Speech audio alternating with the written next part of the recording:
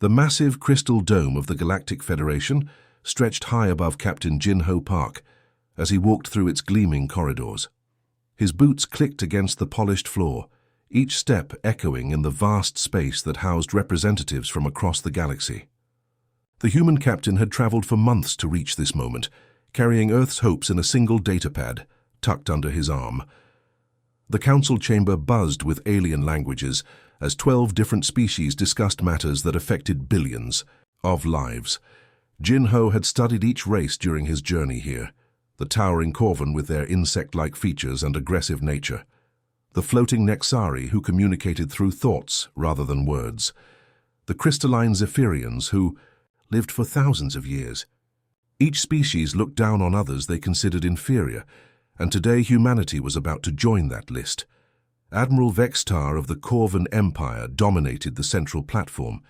His dark exoskeleton gleamed under the chamber's lights, and his forearms gestured dramatically as he spoke to his fellow council members.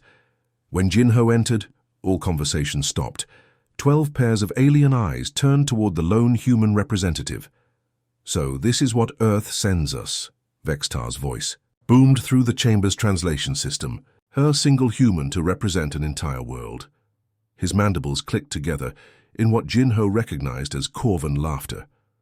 How quaint. Jin-Ho stepped forward and placed his datapad on the ceremonial platform. "Honored council members, I present Earth's application for membership in the Galactic Federation. We come seeking partnership and mutual benefit among the stars." The ethereal Nexari representatives floated closer, their translucent forms shimmering. Jin-Ho felt a strange tingling in his mind as they probed his thoughts. He had trained for this, learning to keep his surface thoughts calm while protecting deeper information about human capabilities. "Primitive," one Nexari whispered directly into his mind. "Their technology is centuries behind our own." Councillor Thex Mora, a reptilian, being from the Draconis system, leaned forward on her throne-like chair. "Tell us, human, what makes your species worthy of joining civilizations that have mastered faster-than-light travel for millennia, while you still burn chemical fuel to leave your atmosphere?" Jin-Ho remained calm despite the insult. "We offer what we have always offered, our determination, our ability to adapt, and our willingness to work together toward common goals." The chamber erupted in laughter from multiple species. The crystalline Zephyrians chimed like broken glass, while the gas-based Vorthan created swirling patterns that their translators converted to mocking sounds. "Determination?" Vextar stood, to his full height, towering over the human captain. "Young species always speak of determination. Do you know how many civilizations have stood where you stand now, claiming they had something special to offer?" He gestured to a holographic display that showed the wreckage of countless ships floating in space. "These are the remains of the last 50 species who thought determination was enough. They all failed the proving trial." Jin-Ho studied the images carefully. The destroyed vessels came from different eras and technologies, but they all shared one thing: they had been torn apart by forces beyond their builders' imagination. "The proving trial," Thex Mora explained with obvious pleasure, "separates true spacefaring civilizations from pretenders. Navigate the shattered nebula from one side to the other. Bring back proof of your passage, simple enough for any worthy species." The holographic display shifted to show a swirling mass of energy and debris that stretched across several light years.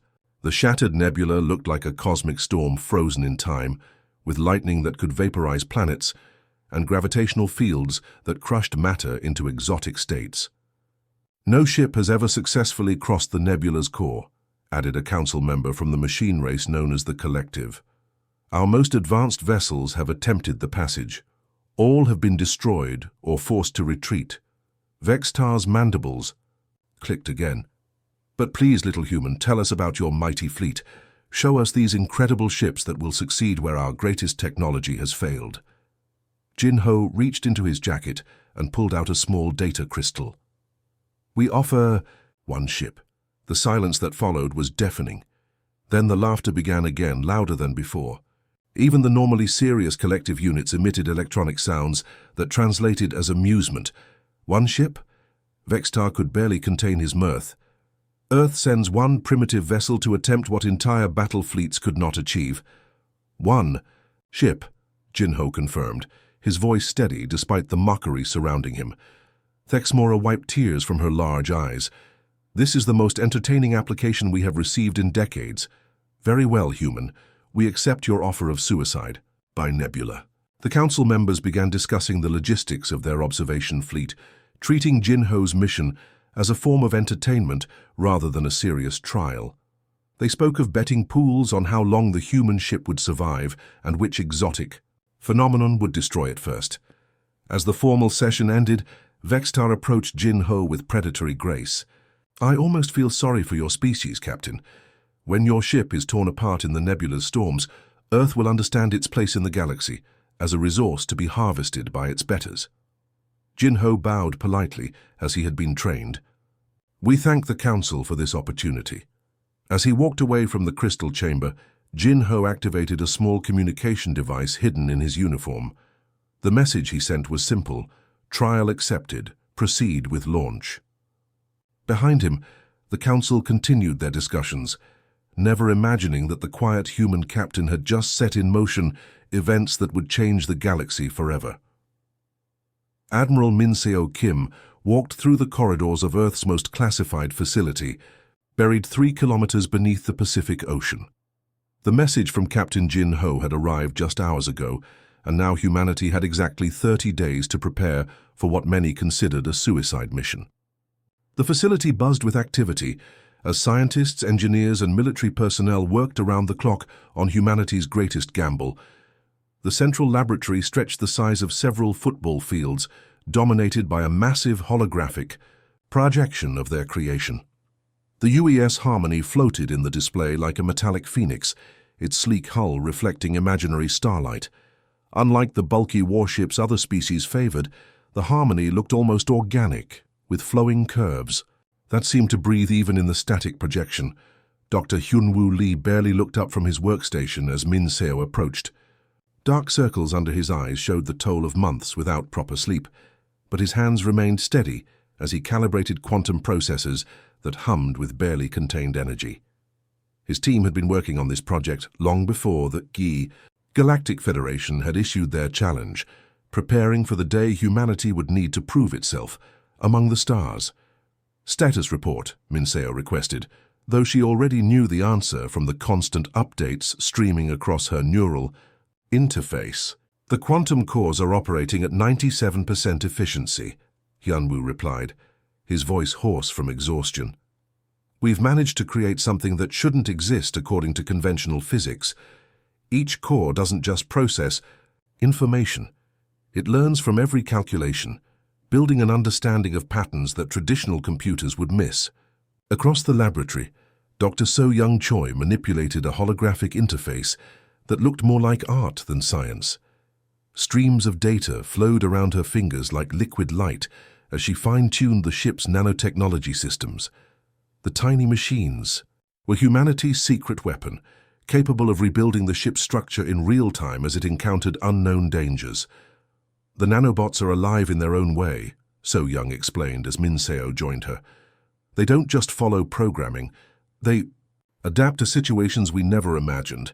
When the ship takes damage, they don't just repair it. They redesign it to be stronger, faster, more resilient." Minseo watched the simulation playing out in the hologram. Tiny robots swarmed over damaged hull sections, not merely patching holes, but creating entirely new configurations that better suited the threats they faced.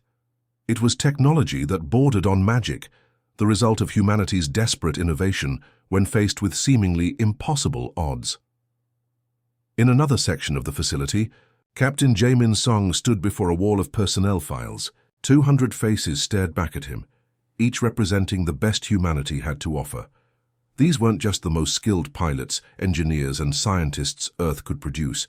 They were individuals who had proven they could work together under pressure, who could make split-second decisions that saved lives rather than just following orders. The selection process had taken months. Every candidate underwent psychological evaluations that pushed them to their breaking points. They practiced in simulations that recreated the chaos of space combat, the isolation of deep space travel, and the terror of facing the unknown. Most importantly, they learned to function as a single organism, anticipating each other's needs and compensating for each other's weaknesses. Engineer Boram Han approached with a tablet, displaying the ship's final systems check. Her design philosophy had guided every aspect of the Harmony's construction, technology that worked with human instincts rather than against them. Traditional. Alien ships relied on rigid hierarchies and predetermined responses to threats. The Harmony systems were designed to amplify human creativity and intuition. The ship feels what we feel, Boram explained, her eyes bright with exhaustion and excitement. When the crew experiences fear, the ship becomes more defensive. When they feel confident, it becomes more aggressive. When they work together perfectly, the ship becomes something greater than the sum of its parts. The neural interface technology had been controversial during development. Critics worried about losing human autonomy to machine intelligence, but Boram's team had created something different. Instead of replacing human decision-making, the ship's AI enhanced it, providing information and options while leaving critical choices to human judgment. Nova, the ship's artificial intelligence, existed somewhere between consciousness and sophisticated programming. Unlike the cold logical AIs other species used, Nova had been designed to understand human emotions, to recognize when intuition might succeed where logic failed. It could process millions of calculations per second, but it also knew when to trust a human's gut feeling about danger ahead. Mincio gathered the department heads in the facility's conference room. The holographic display showed Earth rotating slowly in space, looking peaceful and vulnerable from orbit. Soon the Harmony would leave this world behind, carrying humanity's future into the deadly maze of the shattered nebula. The galaxy thinks, "We're primitives playing with forces beyond our understanding," Mincio began, her voice carrying the weight of humanity's hopes. "They see our single ship as evidence of our weakness. They don't understand that we've put everything we have into this one vessel because that's what humans do when survival is at stake." She activated another display showing the crew's final training exercises. 200 individuals moving like dancers through complex scenarios, each anticipating the other's actions, each covering for the other's mistakes. They had become something new, not just a crew, but a collective consciousness that retained individual creativity while achieving perfect coordination. Other species build 1,000 ships because they can afford to lose most of them, So Young observed. We built one ship that cannot be allowed to fail. The launch countdown had already begun. In orbit above Earth, the Harmony waited at Earth, Station Alpha, its hull gleaming with technology that represented humanity's greatest achievements. The crew had said their goodbyes to families they might never see again, accepting a mission that would either elevate humanity to galactic status or confirm their destruction. As the final preparations continued, messages of support flooded in from across Earth. Billions of people who would never leave their home planet had contributed to this moment through their taxes, their labor, and their dreams of humanity reaching for the stars. The Harmony launched exactly 30 days after Jinho's message, slipping away from Earth Station Alpha with barely a whisper of displaced space. No fanfare marked its departure, no crowds cheered its passage. Humanity held its breath as their single perfect creation carried their hopes toward a test that had destroyed every species bold enough to attempt it. Behind them, Earth continued its ancient rotation, waiting to learn whether humanity would join the galactic community as equals or become another cautionary tale about species that reached too far too fast. The Galactic Federation's observation fleet hung in space like a collection of metallic predators, their sensors trained on the approaching human vessel. Admiral Vextar stood on the bridge of his flagship, the Corvan dreadnought Bone Crusher, watching displays that showed energy readings beyond anything his instruments had recorded before. The shattered nebula stretched before them like a wall of controlled chaos, lightning storms crackling between fragments of destroyed worlds. "Maintaining distance of 50,000 kilometers, reported his navigation officer. "Any closer and our shields will fail." Vextar nodded, his forearms crossed as he studied the approaching UES Harmony. The human ship looked impossibly small against the nebula's vast expanse, like a single fish swimming toward a hurricane. Around him, representatives from other species had gathered to witness what they all expected to be humanity's final moment. The ethereal Nexari floated nearby, their translucent forms shimmering with anticipation. Councillor Thexmora had brought her personal yacht to ensure the best viewing angle. Even the normally reserved collective had sent observation units, their mechanical forms calculating the odds of human survival at less than 1%. Beginning. Our approach to the nebula boundary. Captain Jamin's voice crackled through the communication array, calm and professional despite facing certain death. The observation fleet's translators worked overtime, converting the human language into something the various species could understand. The Harmony moved forward with surprising grace, its hull gleaming with an odd metallic sheen that seemed to shift and flow even in the vacuum of space. Vextar had studied the technical specifications that humanity had been forced to provide, but the readings made no sense. The ship's power output was impossible for its size, and its structural composition defied everything the galaxy knew about material science. "Energy storm approaching the human vessel," announced the Corvan sensor operator. "Class 5 lightning cascade, enough to vaporize a cruiser." The observation fleet watched as crackling energy that could tear apart mountains struck the Harmony's hull. Instead of the expected explosion, something extraordinary happened. The ship's outer armor began to move, flowing like liquid mercury as it redistributed the devastating impact across its entire structure. What should have been a killing blow became merely a light show across the vessel's surface. "Impossible," Vextar muttered, his mandibles clicking in confusion. "No known material can withstand that kind of energy discharge." On the Harmony's bridge, Captain Jamin felt the ship shudder around him as the energy storm passed through their hull like water through a sieve. The neural interface that connected him to his crew showed their vital signs spiking momentarily, before settling back to normal levels. They had trained for this, but experiencing it was something entirely different. "Hull integrity at 98%, reported Engineer Boram Han from the engine room. Her fingers danced across control, panels that looked more like works of art than functional equipment, each surface responding to her touch with cascades of light. "The nanobots are already adapting to the energy patterns. Next impact should be even easier to handle." Navigator Hyojin Park sat surrounded by holographic displays that showed the nebula's interior structure in real time. Traditional navigation relied on fixed points and predictable physics, but the shattered nebula followed no rules that made sense to conventional science.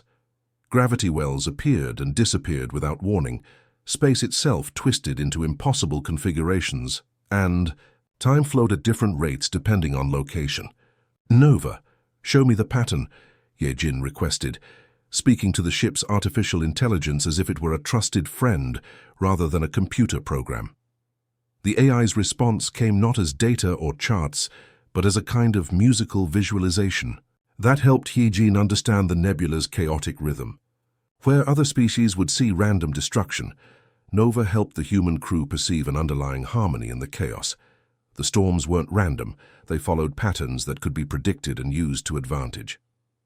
Plotting course through the lightning fields, Yejin announced. "It's going to be like threading a needle during an earthquake, but I think we can do it." The Harmony dove deeper into the nebula, its adaptive systems learning and evolving with each new challenge. When gravitational shears tried to tear the ship apart, the hull reconfigured itself to flow with the forces, rather than resist them.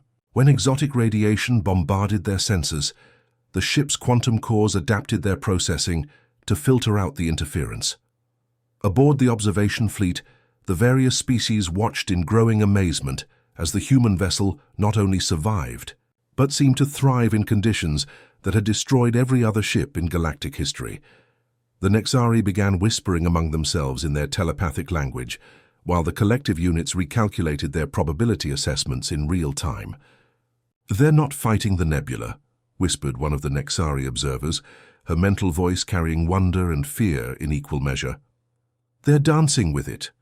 The comment spread through the observation fleet like wildfire. Species that had spent millennia trying to conquer space through brute force and overwhelming technology watched as the humans approached the problem from an entirely different angle. Instead of imposing their will on the hostile environment, they were learning to work with it. Captain Jamin stood at the center of his bridge, feeling the ship respond to his crew's collective consciousness through the neural links they all shared. Every member of his 200-person crew contributed to their navigation through the impossible maze. The engineer's intuitive understanding of the ship's systems, the navigator's artistic interpretation of chaos, the weapons officer's tactical instincts, all of it flowed together into something greater than any individual could achieve alone. "Warning beacon ahead," reported Communications Officer Sung-Ho Kim. Ancient design, probably from the Valerian Empire. They tried to cross the nebula about 3,000 years ago. The debris field around the beacon told the story of that long-ago failure. Ships that had once been the pride of a galactic civilization now drifted as twisted metal sculptures, their crews long since consumed by the nebula's hungry energies. The Harmony moved carefully through the graveyard, its sensors recording everything for future analysis. "How many civilizations have died trying to cross this place?" asked a young crew member over the neural link. "All of them," Jamin replied, quietly. "That's why we have to succeed, not just for us but for everyone who came before." The Harmony pressed deeper into the nebula, reaching regions that appeared on no star charts because no one had ever returned to map them. Here, the very concept of space became fluid, with distances stretching and compressing according to rules that existed beyond normal physics. The ship's adaptive systems worked overtime, reshaping themselves constantly to match the shifting conditions. Behind them, the observation fleet struggled to maintain their connection through the interference. Their long-range sensors could barely penetrate the nebula's outer layers, making it impossible to track the human ship's progress. For all they knew, the Harmony had already been destroyed, its destruction hidden by the cosmic storm. But deep, within the maelstrom, humanity's single perfect creation continued its impossible journey, dancing through chaos with the grace of a species that had learned to find hope in the darkest places. The Harmony drifted into a region where the universe seemed to forget its own rules. Captain Jamin stood on his bridge, watching through the main view screen as space itself writhed like a living thing around them. Colors that had no names painted impossible patterns across the void, while gravity pulled in directions that shouldn't exist. They had reached the heart of the shattered nebula, the maelstrom. "Captain," Navigator Heejin's voice trembled slightly as she studied her instruments. "My readings don't make sense anymore. According to sensors, we're moving forward, backward, and sideways through time all at once." The neural links connecting the crew buzzed with shared anxiety. 200 minds experienced the same vertigo as their ship entered a realm where basic physics became suggestions rather than laws. Jamin felt their fear wash over him like cold water, but underneath it, he sensed something stronger. Determination that burned bright even in this cosmic madness.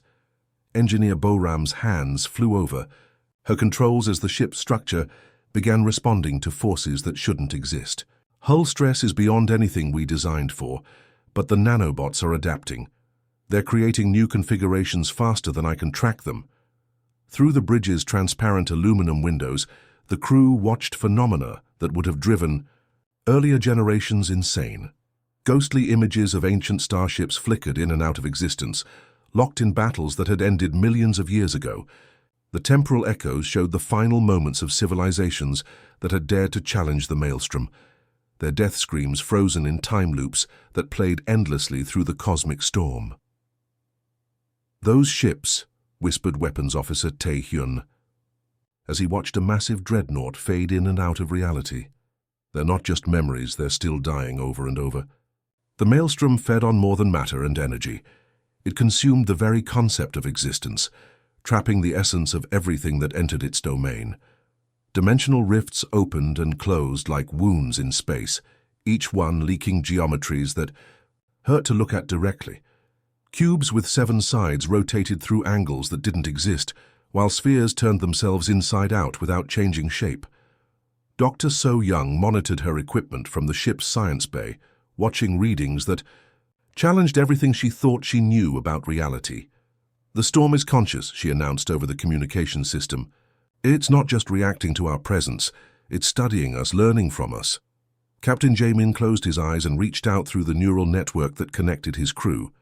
He felt their individual personalities like bright flames in the darkness. Boram's creative engineering mind, Hyojin's artistic navigation instincts, Sung-Ho's empathetic communication skills. Each person brought something unique to their collective consciousness. Nova, he said aloud, speaking to the ship's artificial intelligence, stop trying to calculate a path through this. Instead, synchronize with the storm patterns. Don't resist the chaos. Learn to harmonize with it. The AI's response came as a wave of understanding that flowed through the neural links. Nova had been treating the maelstrom as a problem to be solved through logic and computation. But the storm existed beyond logic, in a realm where consciousness and reality intertwined in ways that pure mathematics couldn't describe. Dr. So-Young's emotional resonance cores began to hum with new frequencies as they activated systems that had been considered experimental until this moment. The cores translated the crew's collective feelings into quantum vibrations that resonated with the fabric of space-time itself. Fear became a protective shield. Determination shaped navigation paths, and hope carved safe passages through impossible dangers. I'm feeling something strange, Communications Officer Sung-Ho reported, his eyes wide with wonder. The storm isn't just random destruction. It's like it's lonely. It's been trapped here for eons, consuming everything that comes near because it doesn't know how else to interact with life. The revelation hit the crew like lightning. The maelstrom wasn't malevolent. It was desperate for connection, for consciousness that could match its own vast awareness. Every ship it had destroyed had tried to fight through with weapons and shields, treating it as an enemy to be conquered. None had tried to communicate. Through the neural links, Jamin felt his crew's understanding shift. Engineer Boram stopped, trying to protect the ship from the storm's effects, and instead began designing systems that could work with them. Navigator Hyojin abandoned traditional course plotting and started following the emotional currents that flowed through twisted space-time. The harmony began to move differently through the maelstrom, its path resembling dance more than navigation. The ship's adaptive hull flowed and changed, not just to resist damage, but to express the crew's intentions to the conscious storm around them. When they felt curious about a phenomenon, the ship extended sensor arrays like reaching fingers. When they experienced wonder at the beauty hidden in chaos, the hull's surface patterns reflected that appreciation. "We're talking to it," Hyojin whispered in amazement. "The storm is responding to our emotions, our thoughts. It's learning what it means to be alive from us." The temporal echoes began to change. Instead of showing only death and destruction, they started displaying moments of discovery and joy from the lost civilizations. The maelstrom had been preserving not just the final moments of destruction, but every emotional experience of every consciousness it had encountered.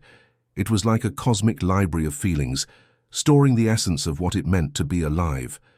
Young crew member Jin Woo, barely 21 years old, looked up from his station with tears in his eyes. "Captain, I can feel them all. Every being that ever entered this place, they're not gone, they're part of the storm now, and they're happy. They're finally at peace." The harmony continued its impossible journey through folded space-time, following paths that appeared only when the crew's collective consciousness aligned with the storm's vast awareness. Where rigid alien logic had failed catastrophically, human creativity and emotional intelligence found solutions that rewrote the laws of physics in real time. The ship moved like poetry through the chaos, each maneuver expressing something beautiful about the human spirit. When faced with gravitational anomalies that could crush planets, the crew's shared determination created pockets of stable space. When dimensional rifts threatened to scatter their atoms across multiple realities, their unity held them together as a single coherent existence. "Look at the readings," Dr. So-Young called out, her voice filled with wonder. "We're not just surviving the maelstrom anymore, we're changing it. The storm patterns are becoming more stable wherever we pass." Behind the harmony, the chaotic energies began forming into more organized structures. The random lightning became flowing streams of power, the gravitational chaos settled into predictable patterns, and the dimensional rifts started opening and closing in rhythm with the crew's heartbeats. They were teaching the lonely storm how to live without consuming everything it touched, showing it that consciousness could coexist rather than just survive. And in return, the maelstrom was sharing secrets of the universe that no civilization had ever imagined, truths about the nature of reality that could only be understood through the marriage of logic and emotion that humanity had mastered. The first thing the observation fleet noticed was the silence. For 3 days, they had monitored the chaotic screaming of the shattered nebula's energy storms, listening to the cosmic hurricane that had destroyed every civilization brave enough to challenge it. Now, impossibly, the noise had stopped, Admiral. Vextar stood frozen on his bridge, staring at sensor readings that couldn't be accurate. Where the maelstrom had raged for millions of years, creating a barrier that split the galaxy in half, now lay a corridor of calm space. Energy streams flowed in organized patterns, gravitational fields stabilized into predictable curves, and the dimensional rifts had sealed themselves into elegant doorways between distant regions of space. "Sir," his navigation officer's voice, cracked with disbelief. "Something's emerging from the far side of the nebula." The UES Harmony materialized from the cosmic storm like a ghost becoming solid. Its hull gleamed with new patterns that seemed to shift and flow even as they watched, as if the ship had learned to speak in the language of space itself. Behind it, the nebula continued its transformation, chaotic energies settling into formations that looked almost artistic. Captain Jamin's voice came through the communication array, calm and professional as if he had just completed a routine patrol instead of the impossible. "Galactic Federation Observation Fleet, this is the UES Harmony reporting successful transit of the shattered nebula. We're transmitting navigation data for the new passage." The bridge fell silent except for the hum of machinery. Vextar's forearms hung limp at his sides as he processed what he was seeing. The navigation data streaming from the human ship showed detailed maps of safe passage through what had been the galaxy's most dangerous region. Trade routes that would have taken months to navigate could now be completed in days. "Impossible," whispered Councillor Thexmora from her observation yacht. "The energy readings show complete stabilization of the core region. How did they not just survive, but transform the entire nebula?" The economic implications hit the observation fleet like a physical blow. The shattered nebula had divided the galaxy into 2 separate regions for as long as recorded history existed. Civilizations on opposite sides had developed independently, their trade and communication limited to dangerous routes around the nebula's edges. The new passage would revolutionize everything: commerce, exploration, military strategy, even cultural exchange. Vextar's pride wouldn't let him accept what his senses were telling him. "Helm, plot a course through the humans' so-called safe passage. We'll prove this is some kind of trick." The Corvan dreadnought bone crusher moved toward the nebula's edge, its massive hull bristling with weapons and shields designed to crush any opposition. Behind it, ships from other species followed, each crew determined to prove that superior firepower and technology could succeed where the primitive humans had merely gotten lucky. The moment they entered the nebula, everything went wrong.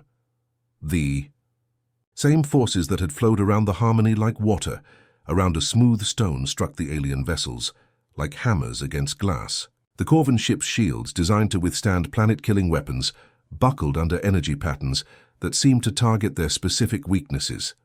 "Hull breach on Deck 7, reported the damage control officer as the bone crusher's proud armor cracked like an eggshell. "Emergency bulkheads are failing. The energy is passing right through our shielding." One by one, the observation fleet's ships began sending out distress calls. The crystalline Zephyrian vessel started singing a death song as its living hull withered under forces it couldn't process. The collective's machine ships simply shut down, their logical circuits unable to comprehend the organized chaos surrounding them. Only the Harmony moved through the transformed nebula with grace, its hull patterns shifting to match the rhythm of the energy streams. Where the alien ships fought against the forces around them, the human vessel danced with them, becoming part of the nebula's new symphony instead of trying to dominate it. "All ships, withdraw immediately," Vextar ordered as his flagship's structural integrity continued to deteriorate.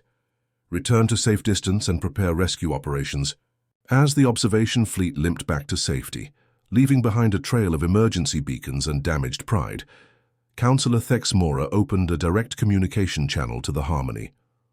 Her reptilian features showed an expression that none of her species had worn in centuries, genuine awe mixed with fear.